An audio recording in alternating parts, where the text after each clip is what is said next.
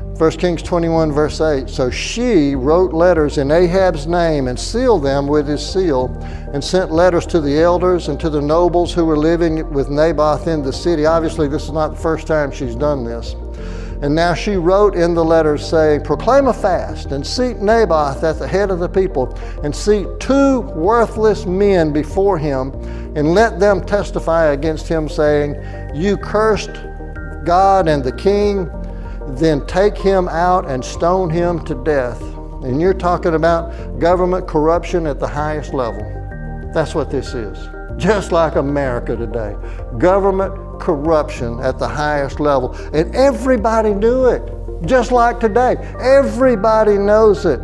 But no one had the courage to stand up against the king, or to stand up against the king's wife, or to stand up for righteousness. Nobody had the courage to do it.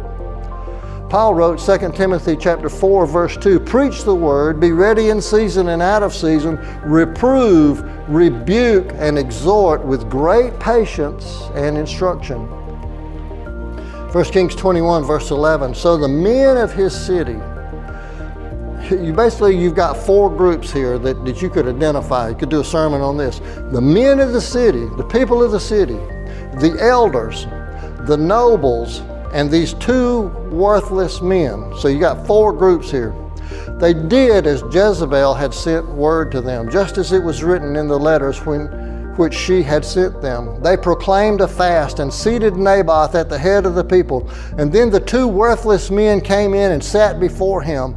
And the worthless men testified against him, even against Naboth before the people, saying, Naboth cursed God and the king. And so they took him outside the city and stoned him to death with stones. And the blood of Naboth, the Bible doesn't say this, but you know this is true from other scriptures where this sequence happened. The blood of Naboth cried out to God for justice. Well, why didn't the elders stand up for me? Why didn't the nobles stand up for me? Why did these 2 worthless men do the wrong thing? Why did the men of the city not stand up for me? Nobody stood up for me. The government just ran over me and killed me. They martyred me. And nobody stood up for him. It was a sad and a pathetic day in Israel. Aren't you glad Jesus wasn't afraid to take a stand? He wasn't afraid to take a stand. Remember 1 John chapter 3, verse 8? He came to destroy the works of the devil. That's why he came. He came to destroy the works of the devil. Of course, he also came primarily to save us, to forgive us for our sins. But he came to take action. It's time that we stood up against evil. It's time for us to stand up against evil. Take a stand. Don't let evil swallow you up, and just don't go along with the crowd. If it's evil, don't do it, no matter what the cost is. In 1 Kings 21, verse 15, when Jezebel heard that Naboth had been stoned and was dead, Jezebel said to Ahab, arise, take possession of the vineyard of Naboth. My plan has worked out perfectly.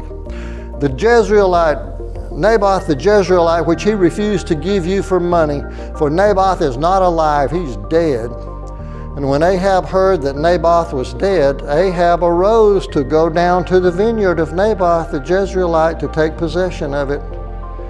And it seemed like evil had won. It seemed like evil had won. The key word here is it seemed. It seemed like evil had won. Who can fight against City Hall? Who can stand up against the government? Well, I'll tell you who can. His name is Jesus, J-E-S-U-S. His name is God. God is big enough. He's strong enough. He's powerful enough.